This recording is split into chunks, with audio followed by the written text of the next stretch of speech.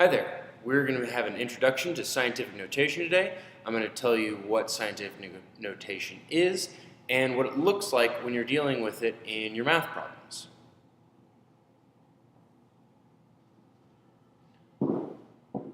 So first off, scientific notation is really just a way of writing numbers in a simple form. It might not look simple immediately, but when we start looking at some examples, you'll see how this can really save you a lot of space when you're writing things out. So first off, we've got a number right here, and this number is going to be bigger than 1. It can be 1, but it's going to be 1 or bigger, and then less than 10. You cannot have 10, so it's a number basically between 1 and 9, including 9. You can have some decimals on there too. But we're going to have a number here that's between 1 and less than 10. Also, we have times 10, and it's always going to be times 10. There's not going to be another number here. But our power here of 10 is going to be different. And what this power tells us is this tells us the number of decimal places we're going to move. Sometimes we're going to move to the left, sometimes we're going to move to the right, and it will depend on whether our exponent is positive or negative. So let's go ahead and take a look at some examples.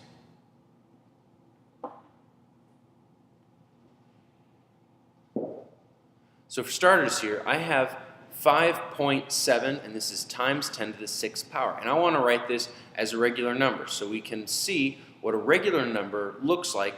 Let's flip that around. We can see what a number in scientific notation looks like when we write it in regular form. So what I'm going to do is I'm going to start with that 5.7.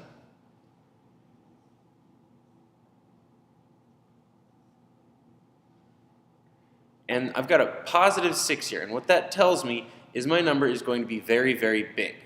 And since the number is going to be very, very big, I'm going to be adding zeros onto the end. So I'm going to take my decimal place, and I'm going to move it 6 places to the right. 1, 2, 3, 4, 5, 6. Now, for each of these empty spots here, I'm going to write in a 0.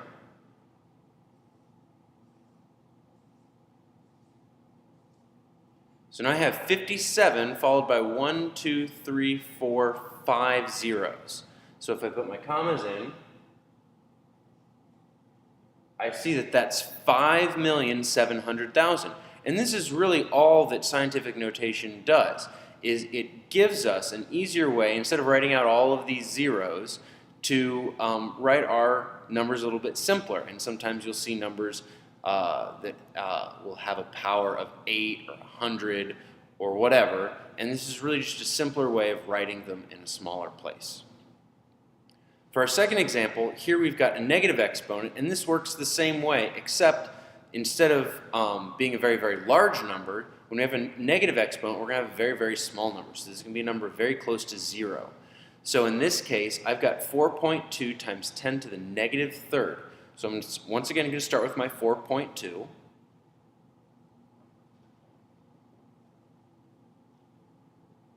But instead of going to the right this time, since my exponent is negative, I'm going to go to the left. So I'm going to move my decimal place 3 places to the left.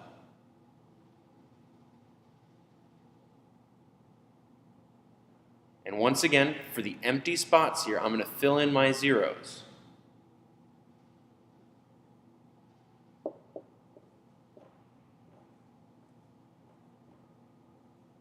So since I had 2 zeros right here and 4.2 behind it, I'm going to do the same thing over here. So I just added a 0 point before my decimal place. I've got my 2 zeros, and then I have 4.2 right behind it. So this is what my number looks like when it's expressed in regular form. So let's go ahead and take some regular numbers and put this in scientific notation. So this is a really big number, and we don't want to have to write out all those zeros every single time we write this. So what we're going to do is we want to take our decimal point. Right now we don't see where our decimal point is, but it's invisible. It's right there behind the last 0. And I'm going to move it so it's right behind my first number here. And I want to count the number of spaces that I moved.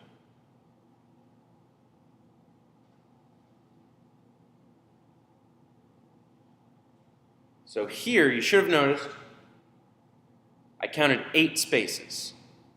I'm going to have 2.5. We always have our times 10. This number right here was really, really big.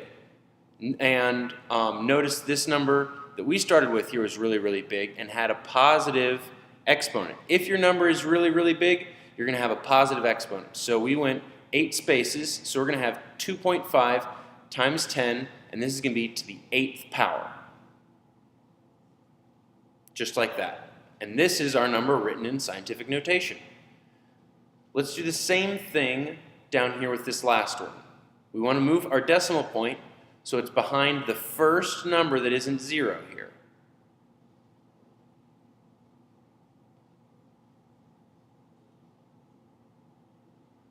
So in this case, I moved it 6 spaces. I'm going to have 7.65.